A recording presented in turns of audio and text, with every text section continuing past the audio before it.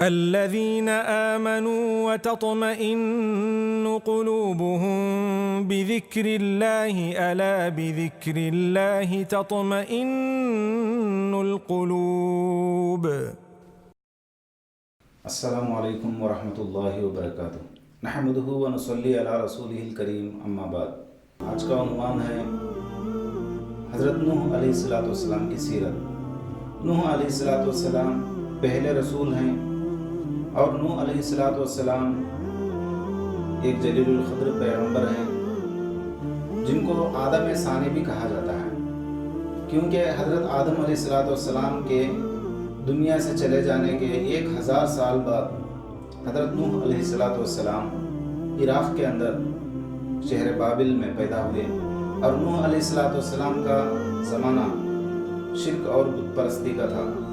آدم علیہ السلام کے بعد حضرت شیس علیہ السلام کے بعد حضرت ادریس علیہ السلام بت پرستی، بددیانتی، حرام خوری اور قابلیوں کی شرارتوں کے بعد بچا کچا جو دین تھا، دین پر چلنے والے جو اللہ والے تھے، نیک لوگ تھے، ان کو دیکھ کر لوگ زندگی گزار رہے تھے، اور جو اللہ والے تھے ان کو یاد کرنے کے لیے بعد میں آنے والی قوم ان کی تصویریں بنا لی تھی کہ تصویروں کو دیکھ کر ہم اللہ کی عبادت کریں. اس کا نتیجہ یہ ہوا کہ بعد میں آنے والی نسل بھول چکی ان تصویروں کو مورتیوں کی شکل میں بعد میں لوگ ایجاد کیے، پھر ان مورتیوں کو رکھ کر اللہ کی عبادت کرنے لگے.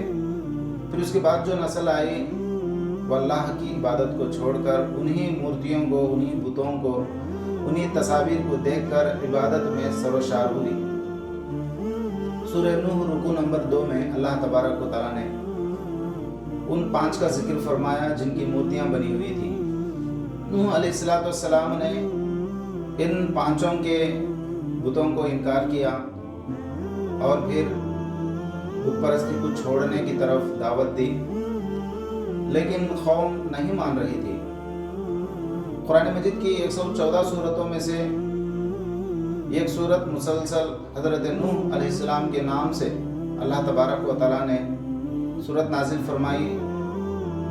اللہ تبارک و تعالیٰ کی اس عظیم الشان دعوت کو نوح علیہ السلام نے 950 سال، 50 کم 1000 سال نوح علیہ السلام نے قوم کو بلانے میں اپنی قیمتی لمحات کو صرف کیا، اپنے قیمتی وقت کو، اپنے عزائم کو، اپنی زندگی کے قیمتی لمحات کو قوم کے پیچھے لگایا. اور اللہ تبارک و تعالیٰ جس طرح رسول بنا کر آپ کو بھیجا، وحدانیت کے طرف، اعلاء کلمت اللہ کی طرف آپ دعوت دینے کے لیے قوم کے درمیان میں آئے. کسی بھی طرح سے قوم ماننے کے لیے تیار نہیں تھی، ہر طرح سے انکار کرنے لگے، ہر طرح سے جھٹلانے لگے، بات سننے کو تک تیار نہیں تھے. یہاں تک کہ نوح علیہ السلام کا ایک لمبا زمانہ گزر گیا قوم کے درمیان میں، چلتے پھرتے، ان کے ساتھ اٹھتے بیٹھتے، ان کے ساتھ کھاتے پیتے، اور ہر جگہ پر، ہر خوشی کے وقت میں، ہر تنگی اور تکلیف کے وقت میں قوم کے ساتھ رہ کر، قوم کے مسائل میں اپنی زندگی کو گزارتے ہوئے قوم کو کسی بھی طرح اللہ کی طرف دعوت دینے کے لیے ہر لمحہ حضرت نوح علیہ السلام نے کام کیا. لیکن خود حضرت نوح علیہ السلام کی اہلیہ بیوی نے نوح علیہ السلام کا ساتھ نہیں دیا، اور قوم کے ساتھ میں نوح علیہ السلام کی کمزوریوں کو قوم کے درمیان میں بیان کرنے میں، نوح علیہ السلام کی دعوت میں نوح علیہ السلام کی بیوی نے ساتھ نہ دیا. اس کا نتیجہ بہت برا نکلا، اور بیوی کے ساتھ ایک بیٹا جس کا نام کنعان آتا ہے تفسیر میں، وہ بھی نوح علیہ السلام کی باتوں کو انکار کرنے لگا. اور بچت نوح علیہ السلام کی 3 بیٹے تھے، حام، سام، یافس، اور ان کے بیویاں، اور ایک مختصر جماعت جس کو اللہ تبارک و تعالیٰ قرآن میں فرماتے ہیں وَآمَنَ مَعَهُمْ إِلَّا خَلِيلٌ. سورہ ہود میں اللہ تعالیٰ فرماتے ہیں مختصر جماعت، چھوٹی جماعت نوح علیہ السلام کی باتوں کو مان لیا اور ان کے پیروکار بنے. بچت ساری قوم نوح علیہ السلام کو انکار کر دیا. یہاں تک کہ نوح علیہ السلام کے پاس ایک جماعت آئی, ایک بڑی قوم آئی, آ کر کہنے لگے اے نوح تیرے ساتھ جو لوگ ہیں وہ لوگ غریب لوگ ہیں اور مفلس لوگ ہیں, نادار لوگ ہیں. اگر آپ اپنے ساتھ اس قوم کو دور کر دیں گے ہم امیر لوگ آپ کے ساتھ آئیں گے. شرط یہ ہے کہ آپ ان غربا کو ہٹائیے, ان غلام قسم کے لوگوں کو, ان تنگ دست لوگوں کو آپ دور بھگائیے, ہم آپ کا ساتھ دیں گے. یہ ان کا ایک مکر تھا, ان کا ایک فریب تھا, ان کا ایک جھوٹ تھا. لیکن نوح علیہ السلام نے ایسا نہیں کیا. ان کمزوروں کے ساتھ ہی حضرت نوح علیہ السلام آگے بڑھتے رہے.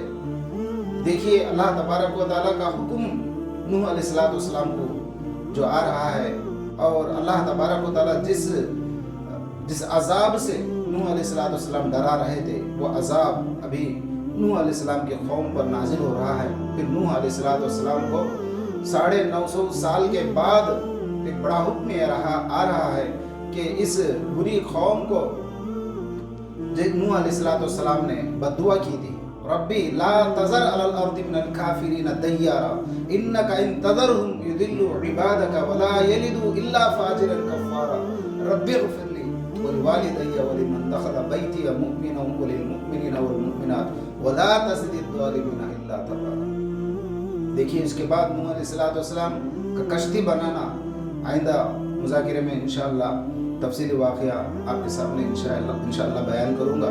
السلام علیکم ورحمۃ اللہ وبرکاتہ.